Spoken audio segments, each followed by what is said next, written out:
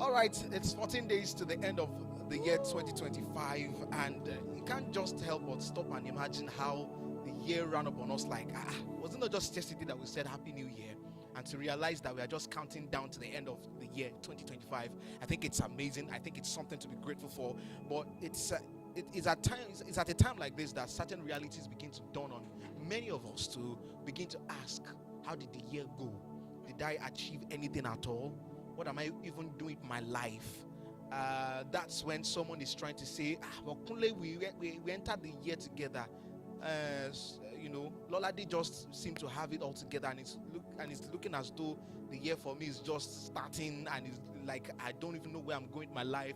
2026 is coming. It's as though I don't have a roadmap yet, and all of these questions just begin to pop up. And for some, it's that yes, the year ended greatly. Let's do more. So for wherever you are and wherever station that you are currently, we are here because of you, and we are here to just pause, to reflect, and to have this conversation, to really sit down and just pause and just talk. The existing pastor always say, sit down and talk with yourselves.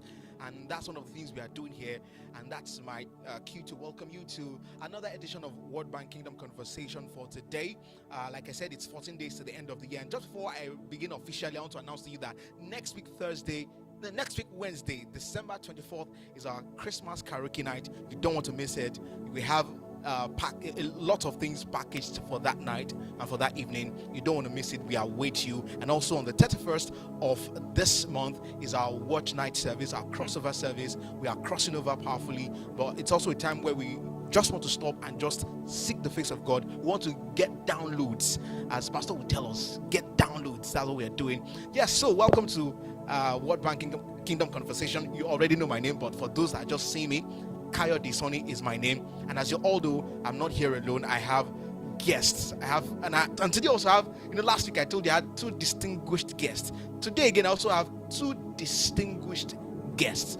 On my right hand side, I have the one and only, you already know her, Mrs. Adiayo. It's good to see you. Nice to be here again. You might have seen him before, but not, I think he's making the first appearance here. And it's my pleasure to make welcome Pastor Ademola Adeusi. Good evening to you, sir. Good evening, sir. How was your day? Fine, very well. How's your day too? Even though you had a lot of... Yeah, back and forth. All right, so just like I started last week, I like to start on a very personal note to say that if you were to, if I gave you a topic to say my 2025 story, what will it be? My 2025, I would say I advanced. I actually moved forward. I actually took territories I didn't know was going to be possible. And indeed, 2025, God was faithful. God was faithful. What about you, sir? My 2025 story. First, it looks like it just flew by. That's a fact. It went quite fast. But in 2025, for me, it started on a very testy note. It started on a very confrontational note. I had things that I had wanted to achieve in 2024, and some of them were hanging. And at the beginning in 2025, it looked as if but I thank God that the year ebbing out, I've been able to bury some of those demons. Yes, and so the year is gonna end on a high, and that's because just like you said, God has been faithful. It was a trying year for me actually, but first is the fact that I know that I will win. Yeah. And I say that very confidently, that so whatever anybody throws at me, whatever life throws at me, whatever the devil throws at me, I am confident in the fact that all things will work together for my good, and so that's the way I'm going to end the year. I'm going to end the year marching into 2020, all guns blazing. 2026, I love that. Guns blazing, and it will be a year where I will take territories back. So Amazing. And this is the beauty of having to have this kind of conversation, because while someone is saying that, it was advancing, someone said, man, it was really what was trying, but there was something behind it. And that's what I want to zone in on before we also move on to that thing that, you acknowledge that it's a year of advancing, which of course must have also come with its own definitely trying times. But there's something that is linking here that it's going to work out well. What brought about that? Let me start with Isa. What brought about that confidence, knowing fully well that this is, yes, it's rocky right now, but I'm going to win? What brings about that kind of confidence? Okay. First is that if you serve a God that is too big to fail, you know that whatever happens, He has your back. That's one. And I think one of the things that matters at times like this is your identity in Christ and the faith you have. And what comes with that is some vision that says this is testing you for something that is greater than what you're going through. Right? Because, I look at myself and I make a joke about it when things happen. I'll say many are the afflictions. And it's one of my favorite verses. And I make a joke about it. And I say, well, this one has just joined the many. And I need to ensure that I pass the test at this stage so that I can move on to another stage. One of the things that I've been taught and that I'm very confident about is the fact that life in itself is a series of tests, trials, tribulations that are thrown at you before the solutions are thrown at you.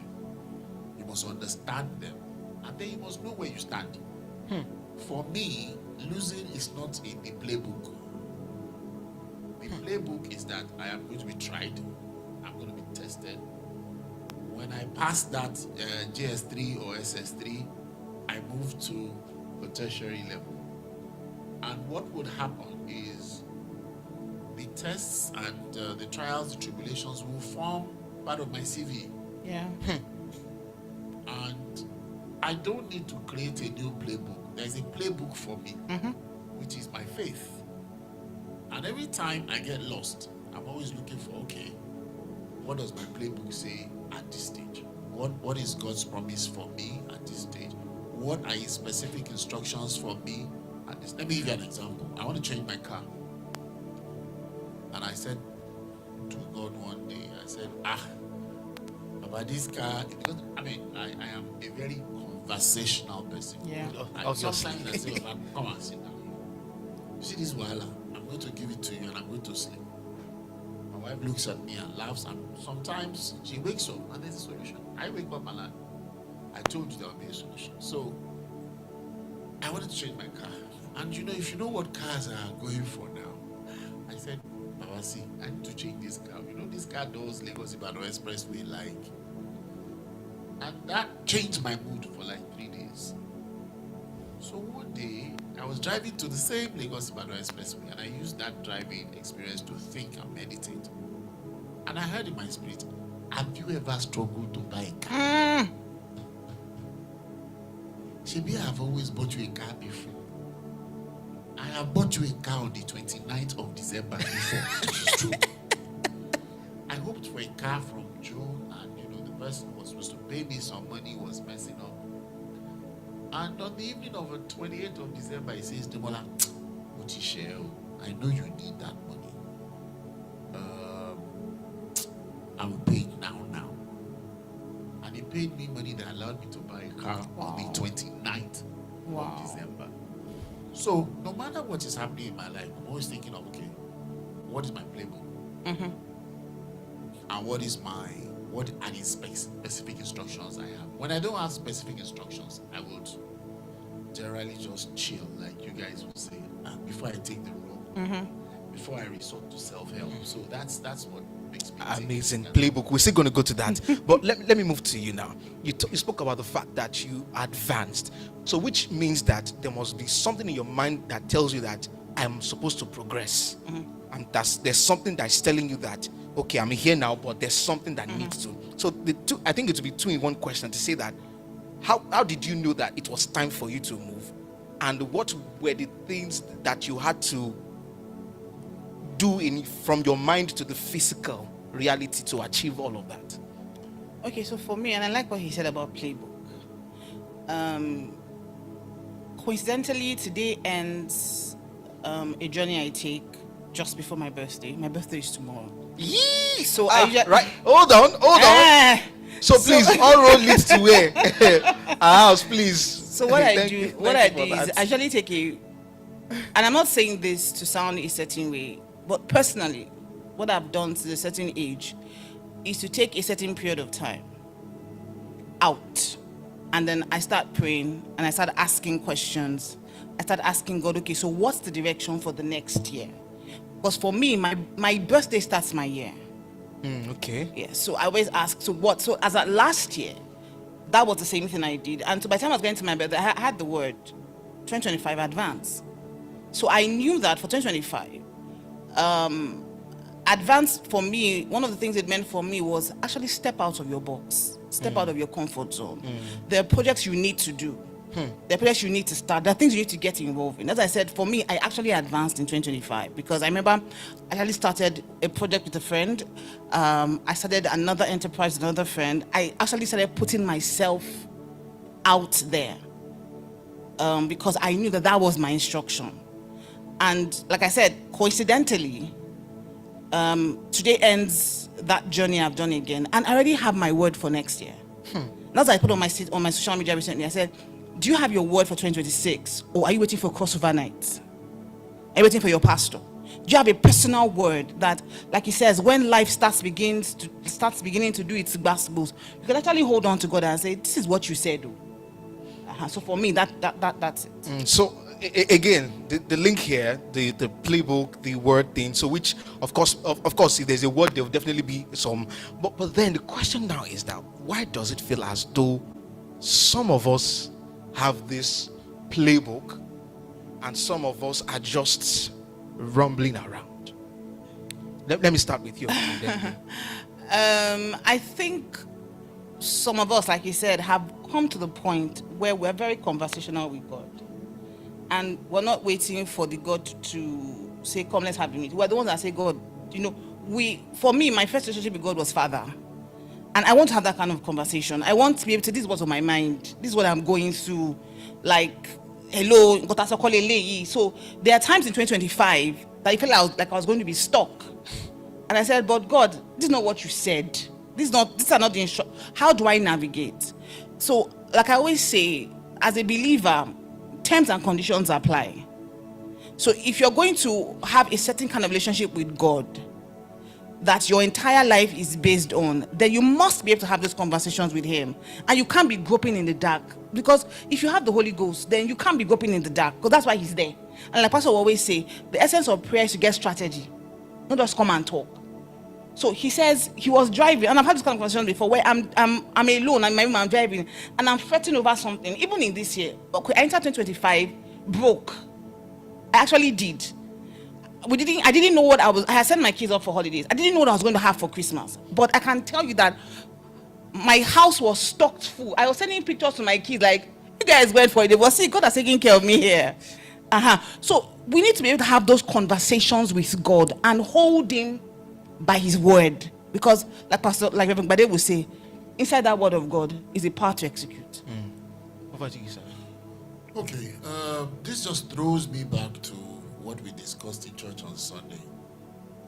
And we're talking about cognitive dissonance in church on Sunday, and that is where what you believe and what you do not agree.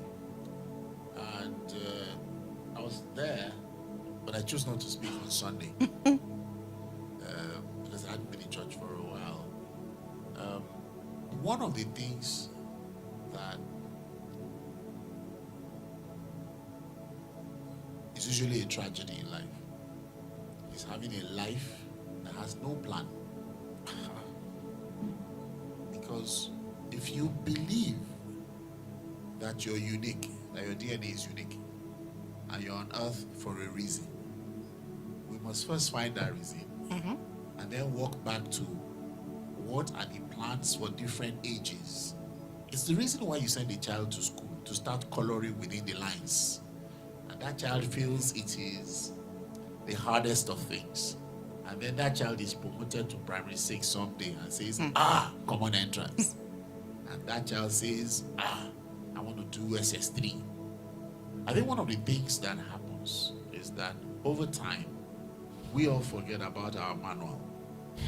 Beautiful. And I think that happens to everybody, and it's happened to me, where the world throws so many things at you deliberately. And I don't want to say the devil throws so many things at you, but it's part of the world anyway. And it's a lot of the world. And it throws so many things at you that you're wondering, Kilo Shele, I'm not here to fight a battle now. And then you're asking yourself, maybe I should be singing a bit of Bama Timura Sile. And the point of all of that is to make sure that you forget that manual. Yeah. And once that manual is forgotten, it takes you deviating 5%, 2%, 3% every year from your destiny. And by the time you are 40, you're like, by the time you are 50, you're like, by the time you are 60, you're like, which is why, the Bible says, teach us to do what? Number our days so that we apply ourselves to wisdom. Now, that wisdom comes with how much of a plan do I have? And how much is that plan in God's purpose for my life? If you can design a plan for yourself and it's at the tangent to what God wants, and you're going off on your plan, sometimes it even looks as if you are doing very well. And people will say, that guy is flying. And then all of a sudden, it's clear to everybody that it wasn't God's design for your life. So the point for me is we have to constantly interrogate that manual. Where am I? Am I even working in that path that God has set for me? Am I working in my strengths? Am I using my giftedness, my giftings, not only to, affect my world, but to serve God? And, when you're at that point where all things work together for your good, you ask yourself, okay, I have issues. We will always have issues. And pastor will always say that the day you wake up and you don't have issues, check your in coffee. We'll always have issues. In fact, I think that, and I think I've preached about it before here, that the only reason why you believe in God, and the only reason why believing God, working with God pays, is because there's going to be trouble. Because if there wasn't going to be any trouble, why would you believe in God? Some of us believe that, life would be easy. When life tells you, I will show you Pepe. So that's the way for me. I mean, to always look at God's manual for my life and be able to ask, Baba, where are we? I'm not sure about what I'm doing. And on my way here, I was thinking about something. I bought some land in Badagry, and I'd been looking for clarity. I'm not been able to sell it. I'm not been able to portion it out. On my way here, just come here. I had clear instructions concerning that. So it's that manner for me. Yeah. And thankfully you made mention of the manner, because my next question was to look at momentum, because it's as though when we step into a new year, man, it's a year of January, everybody's going, but down the line there's something for many people.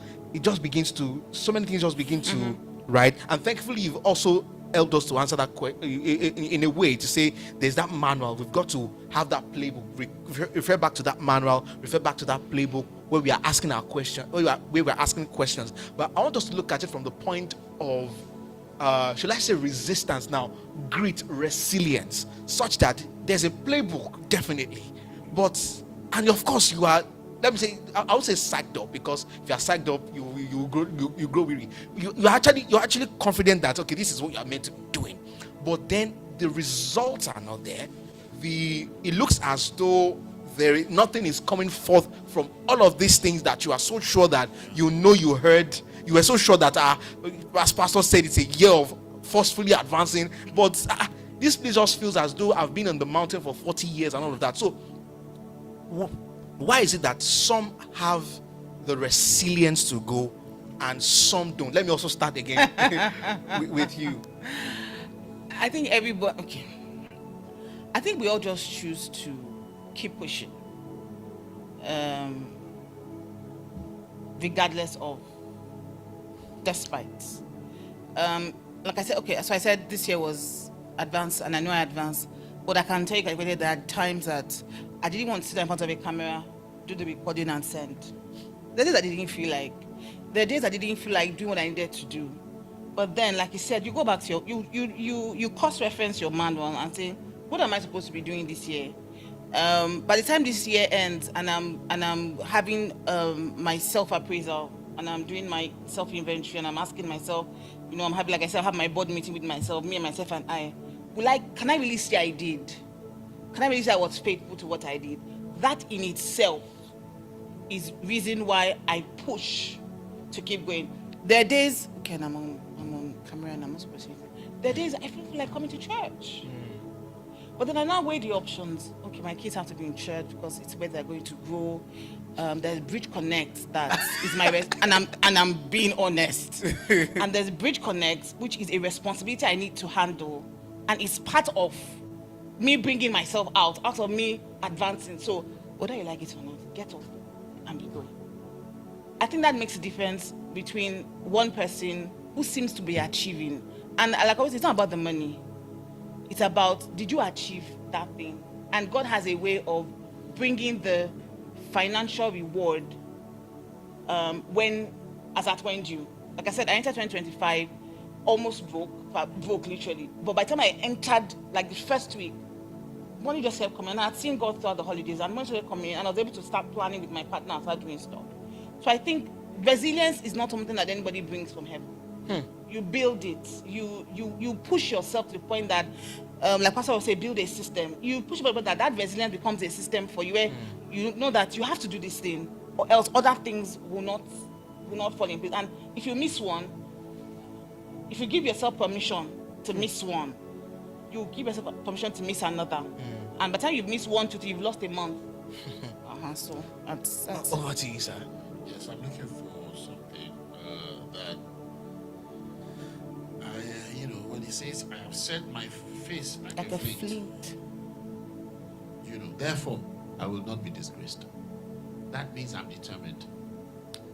One of the things I like, particularly with TBN, is our emphasis on process, even as we emphasize faith. Yeah. Motivation is good. I forgot who was talking about it on Sunday. Who was saying, when you shake a Coke bottle, you motivate that bottle. When you open it, it gushes out.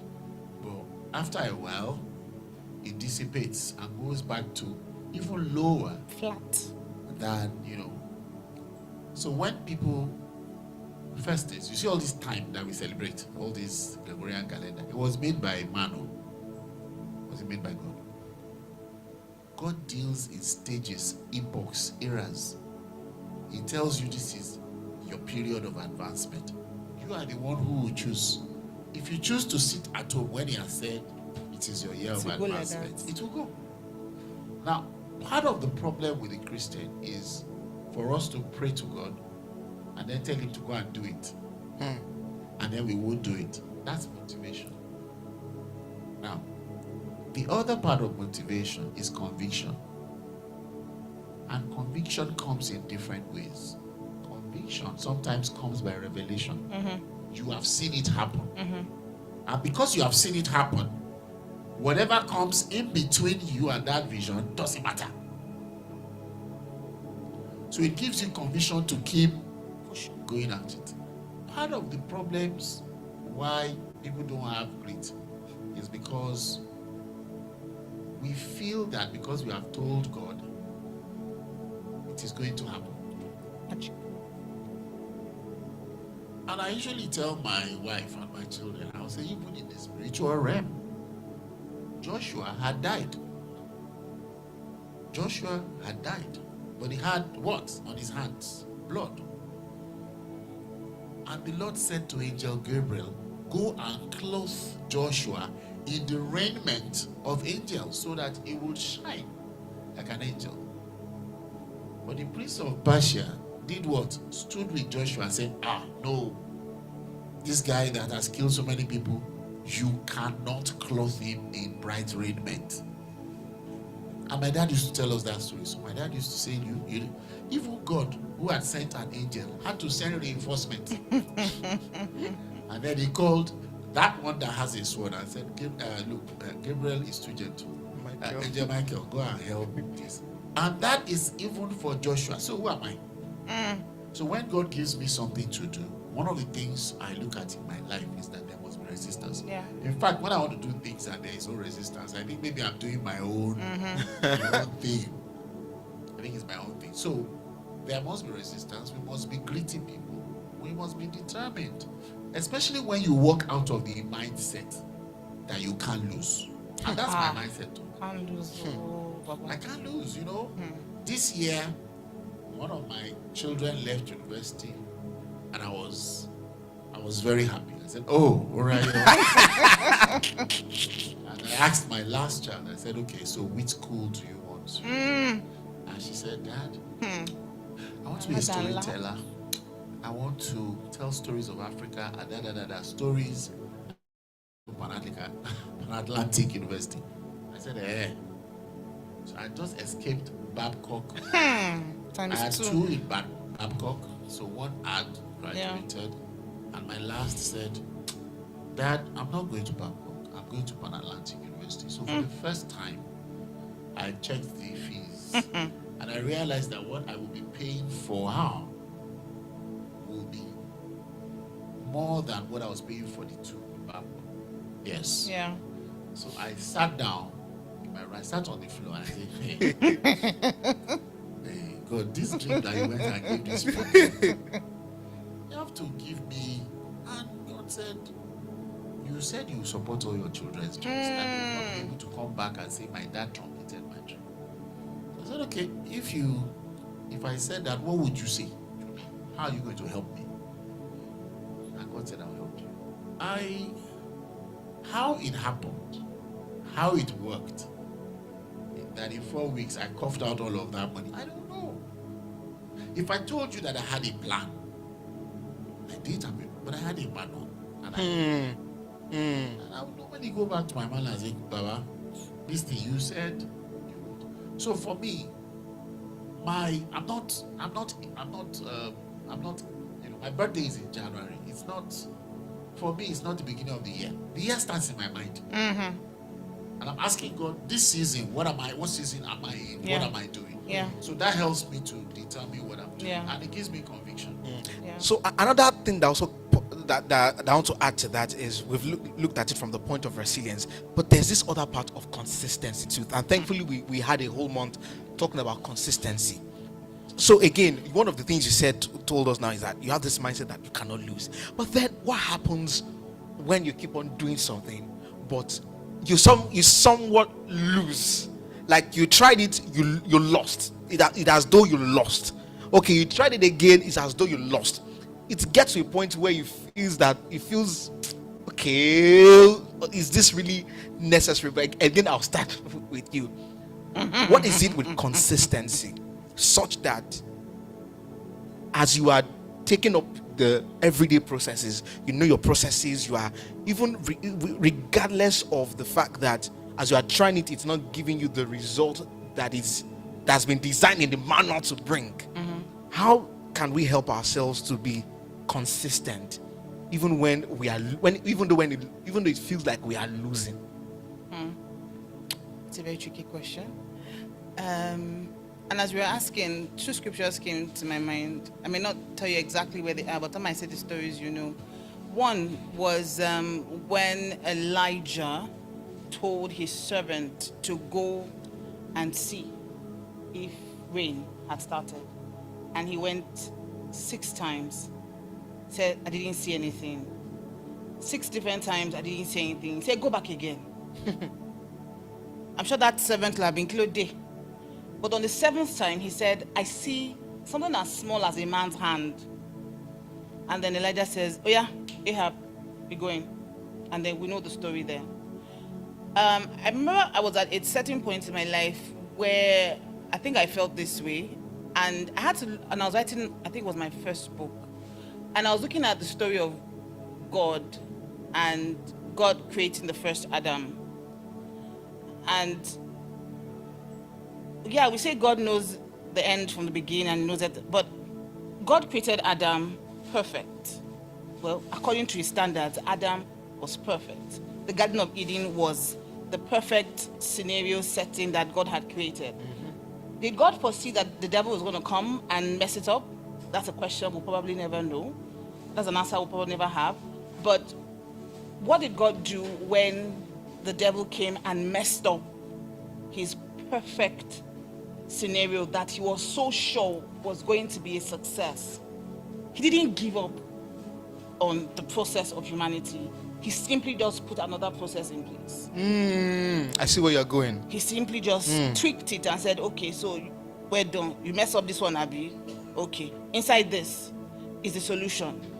And then it took him how many years? Kept on working on that process, manipulating, in quotes, the system so that the enemy doesn't succeed. And eventually, the Bible says, in the fullness of time, Jesus came. And even though the devil thought, oh, Jesus coming, he was still going to be able to do his own tra-tra, we'll still see that in that process, all that God did was to superimpose the system. For me, that just tells me, if God has said it to me, then I must trust his process, even if it looks like it's not working.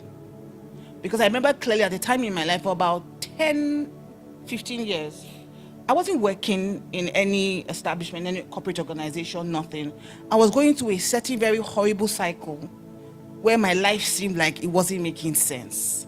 Everybody kept complaining. Everybody was like, I went to Babcock. I was the first set in Babcock. Everybody kept complaining. I was a waste of time. I was blah, blah, blah, blah, blah. They just went on and on and on and on. At some point, I almost believed it. But I just kept trusting the instructions and the process. And by a certain year, in 4 years, it seemed like God had recovered or restored every time I had seemingly lost through me in the heat of the corporate space and all that.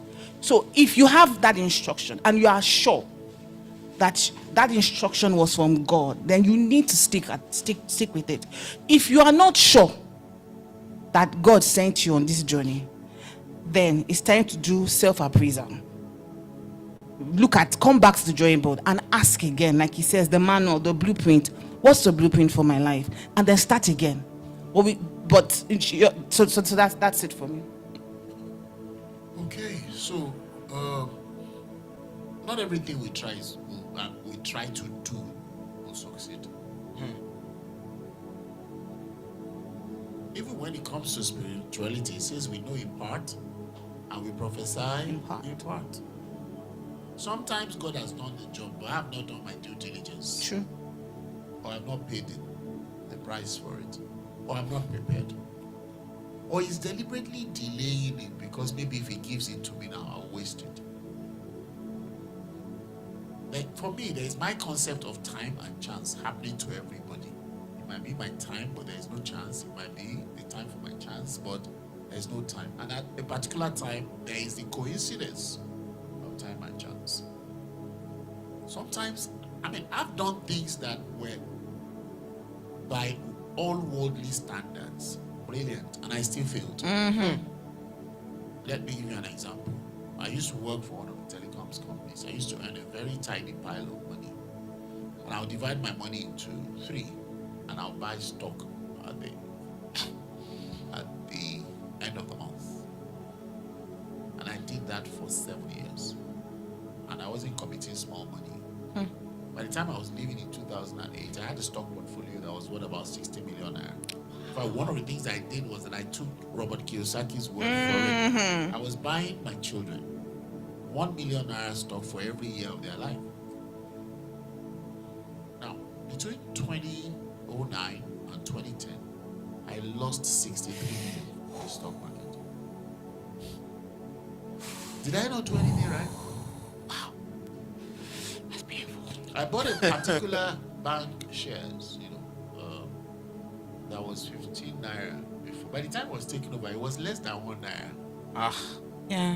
And I remember having a very serious health problem in 2009. I was like, Wow. because I had actually resigned my work. I started my own consulting firm. And I was like, look, I've got an egg nest somewhere. If anything happens, wow. But out of that came several lessons. Yeah. Out of that came, okay, did I ask you to do this? Hey. Out of your brain, out of your brainwave. Did I ask you to do this? Was it what I asked you to do? This was what I asked you to do. That's one. Another thing is that you cannot have faith and not have patience. True. And ability to wait. Because Isaiah tells us that sometimes the time is not right for what you want to do. I've seen in the Bible where people inquired of the Lord. The Israelites inquired of the Lord and said, should we go to this battle? And the prophet said yes. And they went and they were flogged. They came back again and said, but you told us now. And they asked of the prophet again, should we go? He said, go. Yeah. What happened? They were flogged. Again. Then Isaiah tells me that when the time is right, I, the Lord, will make it happen. He says He will make it happen. So sometimes when I do things and they don't work according to my plan, one of the things I don't resort to, and Pastor taught me this, Pastor Francis taught me this, and I was going to say then, it was painful. Definitely. Are you kidding me?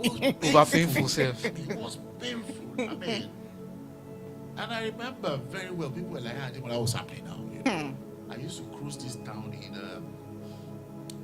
a brand new C200 compressor. I don't think there were too many of it in Ibadan when I bought it. Brand new. It got to a point, I had two cars that one had a gear problem, one had an engine problem. Don't fix. But I kept asking her, Esther, Baba, kilo shele? Kalashe now.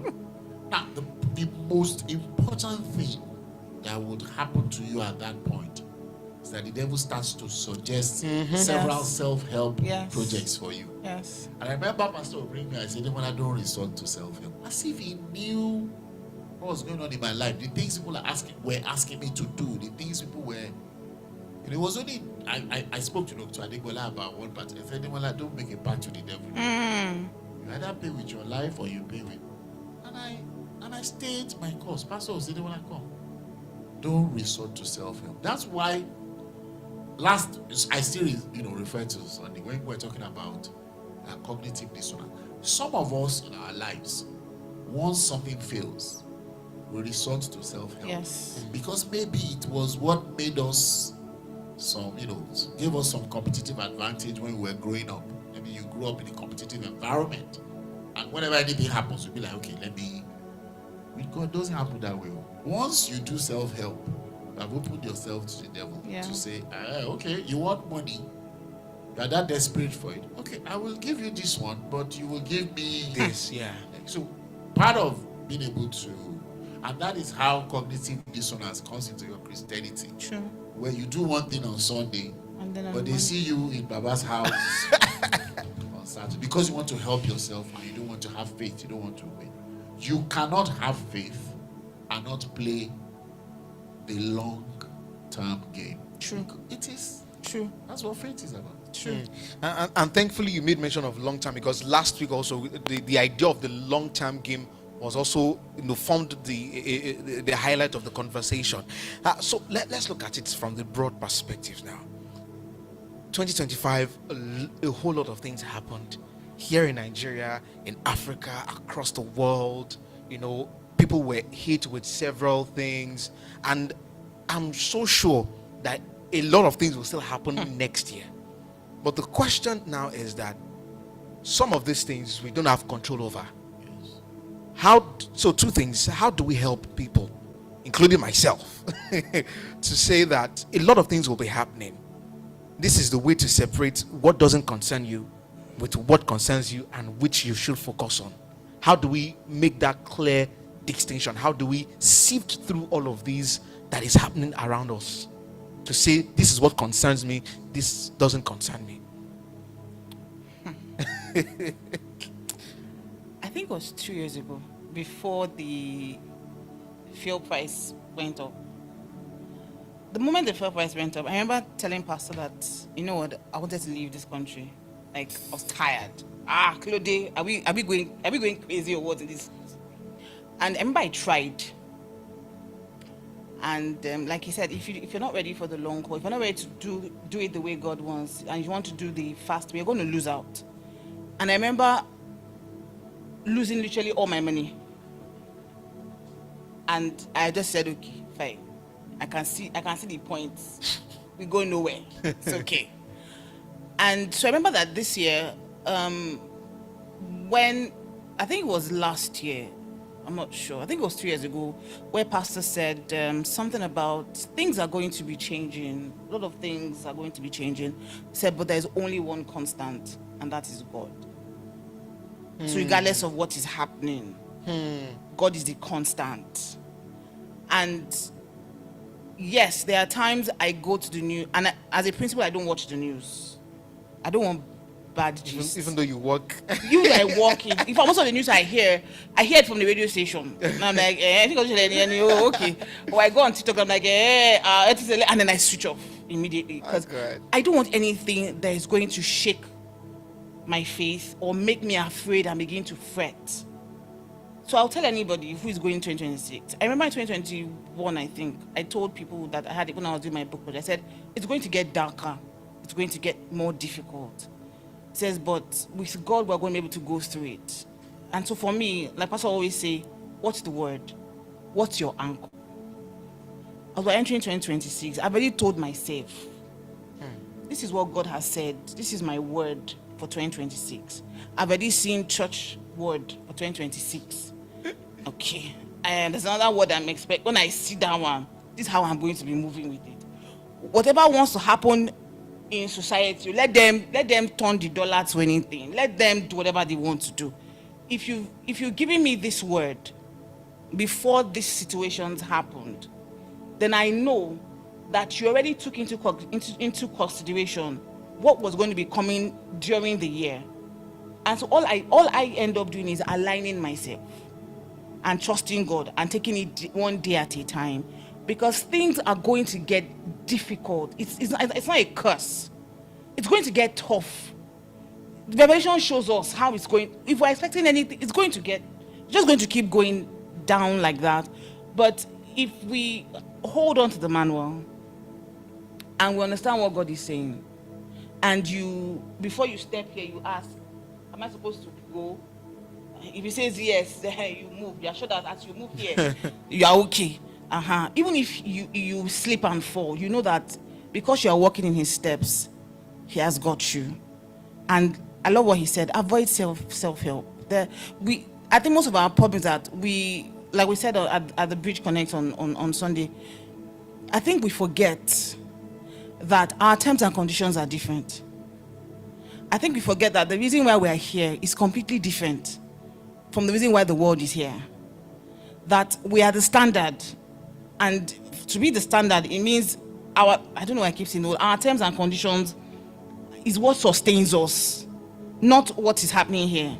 And we've said cognitive dissonance. So for me, I can't say for anybody else. Hopefully this helps somebody. For me, I am going to be holding on to God, following his instructions, following his leading, not going out, trying my best not to go out of context. And then, like Bible will say, whose report will you believe? So when the news is giving all its story and the world is doing all the shenanigans, Baba, what tears down? For me, that's it. Okay, I have learned to stay in my lane. And I know when you drive on the expressway, there's a reason why your what is it called? Your windshield, your windscreen in front is larger than either your side mirrors Your rear view. or your rear view mirror. And the reason is because you understand that you're on a journey things would come from the right or from the left, or even from the back. But you see, if you're focused, you will get to where you're going. True. So I have a TV in my room. I have a very big TV in my room. I have only put it on twice. It's a waste of money. And I've told my wife that, I want another project that I'm going to put that TV to use. Let me give everyone a gift. If you are listening to us, don't put a TV in your room. I learned that in 2007. I went for a course in South Africa. And when Maurice Lynette said it, I was laughing. I said, I love the news. And she says, chances are you won't live long. Wow. Listen to the thank you.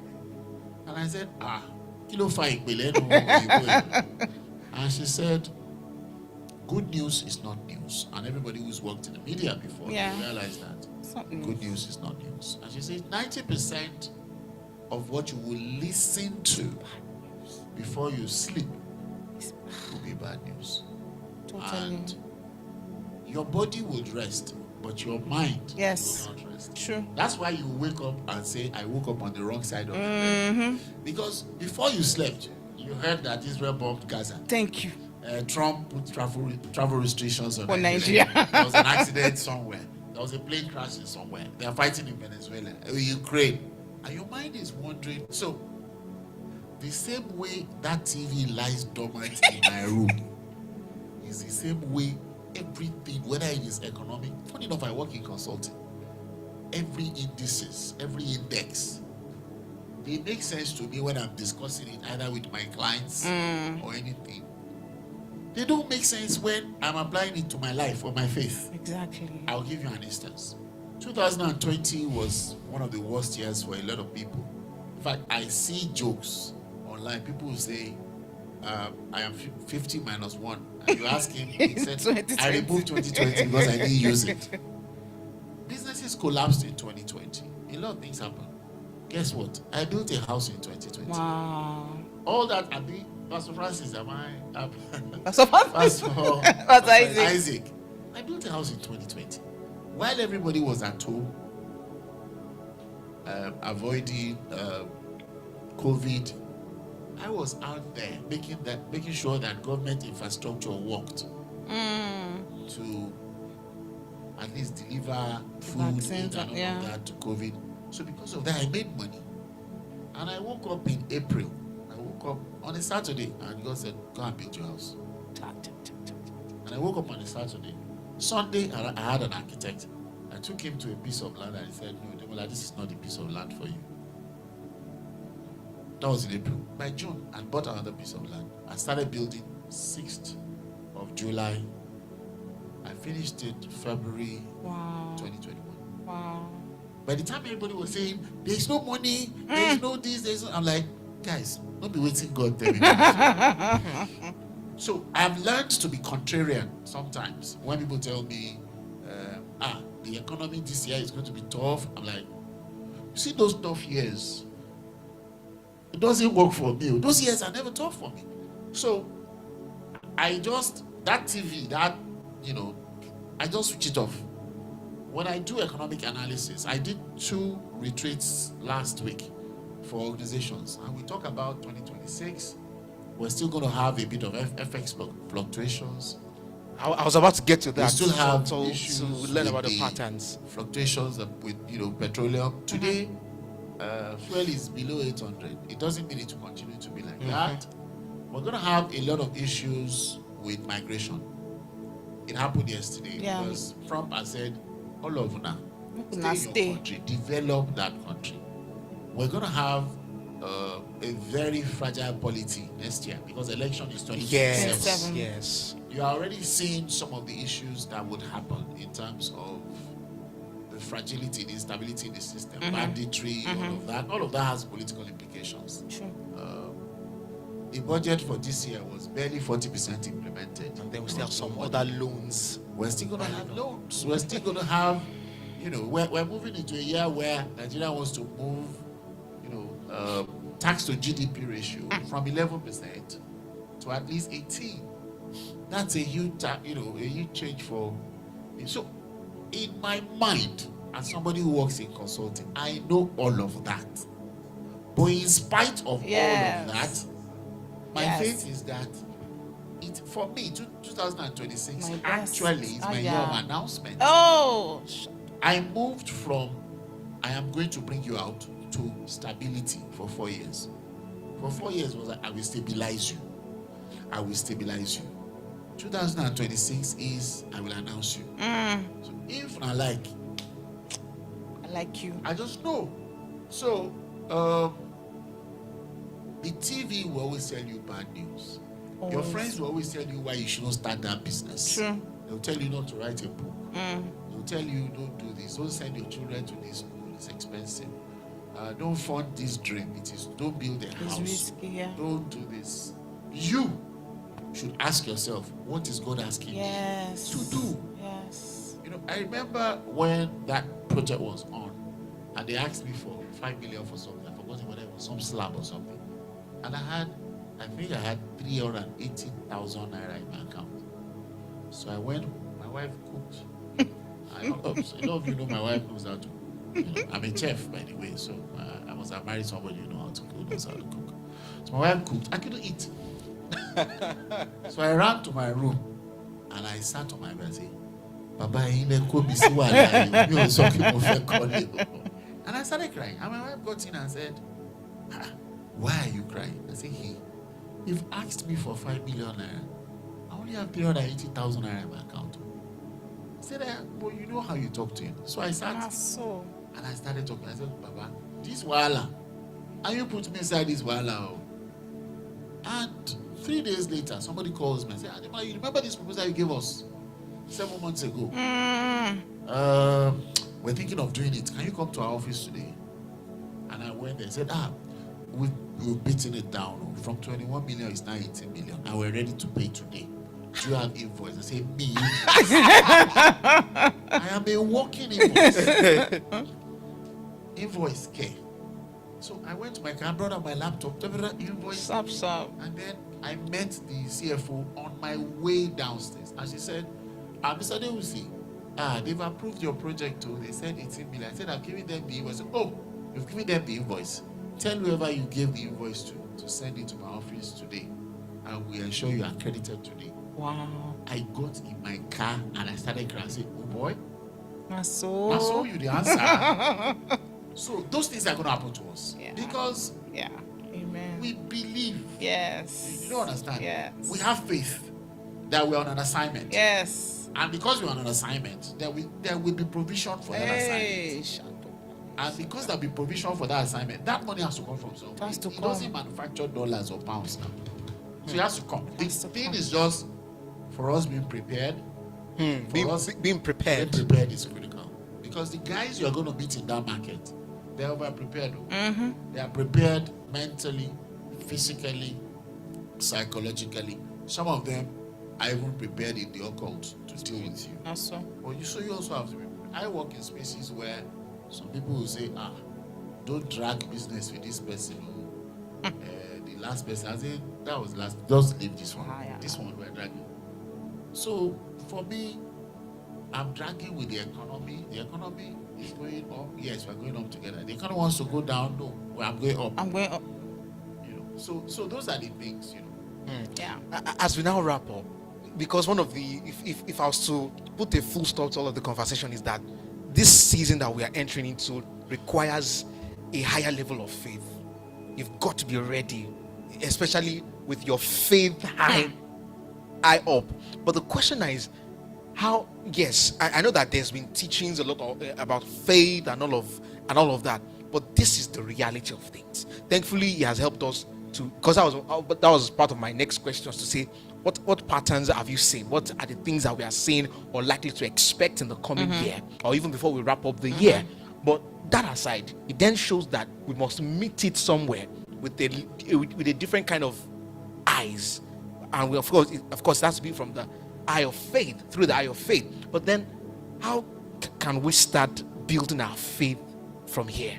It's 14 days to the end of the year, but 2026 is coming very fast. How do we build up our faith, especially for someone who has given up? I trust me. I think that there's someone right now who has said, you know what, we'll just go again. 2026. Let's see what happens. They are not looking forward to anything by the virtue of the things they've experienced, by the ups and downs. But they're just there like, 2026. We just go again. We see what happens. If I die, I die. If I live, I live. But then, how do we help, especially from that angle? How do we help someone build up their faith? How do we get ready by faith? A friend of mine says, the expectations of the righteous Shall not be cut short. will not be cut short. I always quote that scripture. But thankfully, he helped me see it in a different light. Whether your expectations are good or bad, you're a righteous person, you will not be cut short. If you don't have any expectations. That's what the problem is. So, the first step is you need to begin to have expectations. You need to begin to ask, when we say let's go again, we're not saying let's go again from a defeatist mentality. We're saying let's go again and trust God again. Let's try again. Like Elijah told the servant, go and look again. Go and check again. 6 times. And then the 7th he eventually saw. Like Pastor David said, the devil wants to get you off tangent. So and I always tell people, God doesn't perform magic. It's a miracle. But then it involves a partnership with God. So you have to do your part. What are your expectations for next year? It's 14 days to the end of the year. It's still not too late to go and sit down with God and say, what's the blueprint for next year? What's the plan for next year? And if you don't know how to ask him that, then just have a dream again and just say, okay, this thing, carry over last year's dream. At least even if there's even if there's no new one. Okay, we did not do last year, Baba. Okay, can we do it again this year? And then, like Reverend Bade said, like Pastor Francis has said, like we've always said, get a word. Get a word from the Bible, a word from God that you can hold on to throughout the year, because it's going to be tough. He has given us all the indices. Now I know the indices for next year professionally. But I know that when they are saying there's a casting down, there's a lifting up for me. So regardless of what is going to be happening in the economy, the bank of, for instance, I got a word from, I call him T. He's known me since I was 16. He's in my pastor since I was 16. And a few weeks ago, he gave me certain specific words. I found out that recently, as I'm entering this new season, I started reminding God about those words. I started reminding him about this, because when I left Jos for Abuja, and there are those days that Abuja will become extremely difficult, and I will feel like I'm stranded, and it's going to be the end of me. Like he says, I will just go and sit down in my car, and I was like crying. Now you say me come Abuja, nothing. I don't have anybody. It's just the kids and by the time I'm done, there's a ginger, there's a peace. That day will not pass. It will just be as if the carpenters of heaven have gone to go and point everything and put them in place. So we need to have a word for next year.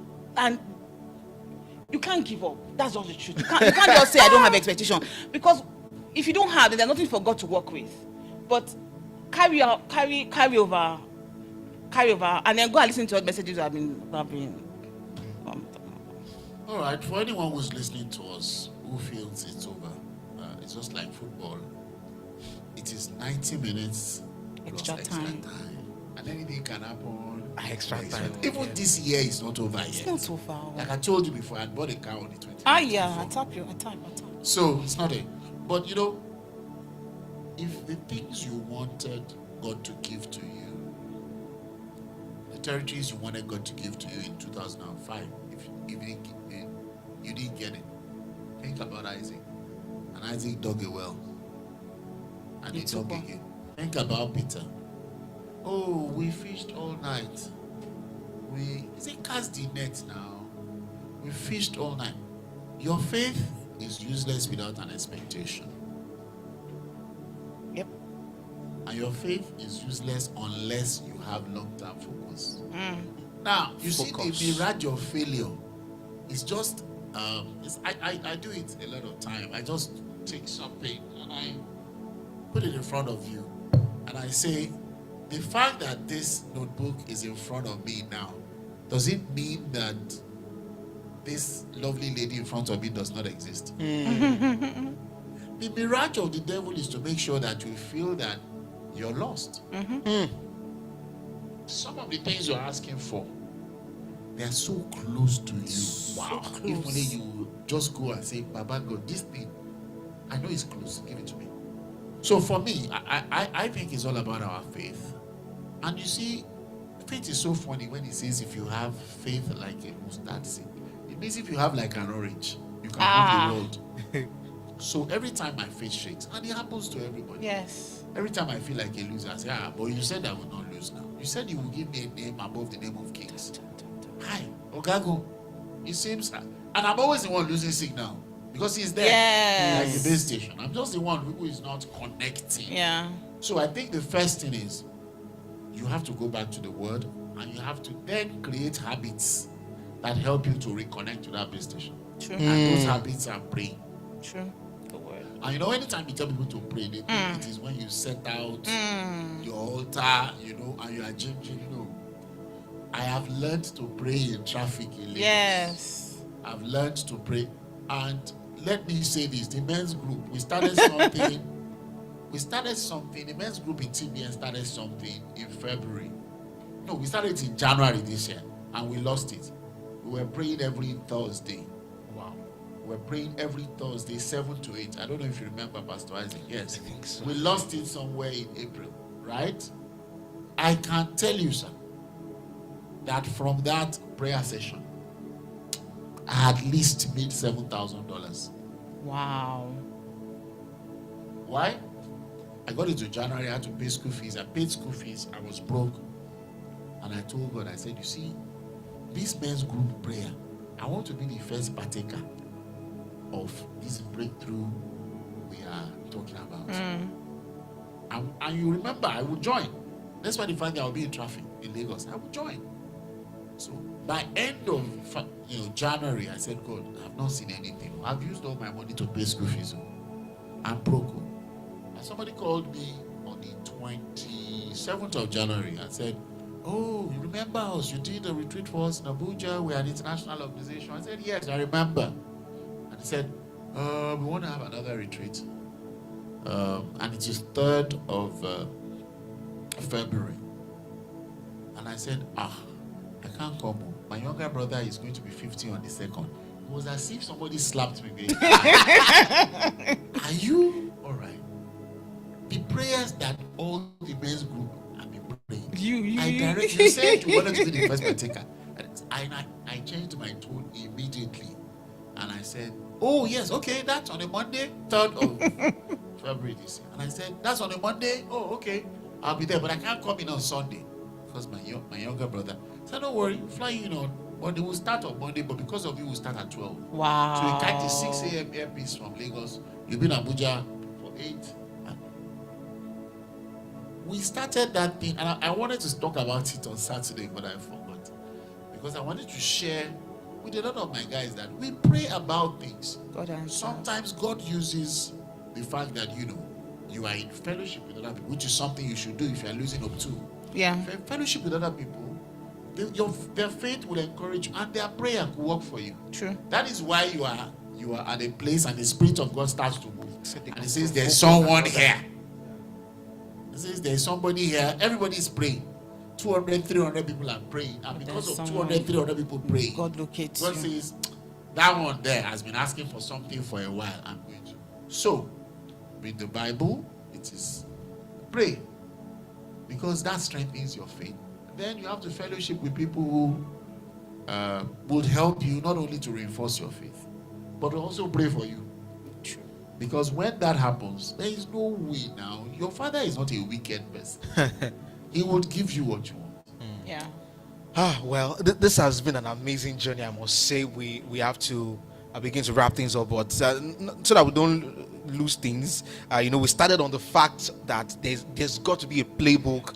There's a playbook from the conversation. There's that playbook. There's that thing. Everyone is running with the manual. keep going back to it. And the only way you can find out your own manual is to seek God's face through the word, by prayer. We spoke about the fact that you've got to talk to God, having conversations with God, then planning, then being resilient, right? Also understanding that there are eras and periods and seasons. So if you must not miss your season. Oh, God can say that from January to March, this is what I need you to focus on. If you miss it, you are gone. So please understand these eras and season. And also one of the things we spoke about is being prepared. Yes, the information is not for you to devoid, for you to spoil you, but so they can prepare your mind and to form the kind of habits you need to recreate, or whether to throw away and to form new ones. But the most important thing is that you've got to build your faith. And they've said a lot, by way of building your faith is to have expectations. 2026 is coming. I know that 2025 ended or is going in a way that you don't like, but you can still rebuild your hope, right? Also pray, as they've encouraged us. Prayer is not just about talking to God, it's about listening, download, to say, okay, God, this year has has gone the way it is, but Lord, I want to do something new. I want my life to make meaning in these coming days and as we enter into the year 2026. Special thanks to my guest. Thank you, Mrs. Adia. Thank you, Pastor Ademola Adewusi. Again, to remind you that next week, Wednesday, we will not be seated here. It's going to be a banquet. It's going to be amazing. We are going to have a Christmas karaoke night right here at the bridge. Not a karaoke. Yes. Everything about TBN is different. People have carols. You guys are having Karaoke night. and the beautiful part to all of that is that there's also going to be a stage play here, a Christmas story that you probably might never have heard or seen that way before, and I'm sure that you're going to enjoy yourself. So bring on your friends, your family, your neighbors, everybody, your co-workers. Bring them here on the 24th, right here by 5 p.m. at the Bridge Network City Church. Also on the 31st, we're coming here powerfully. With you see, for me, one of the things that stood out for me today was expectation. There's got to be expectation.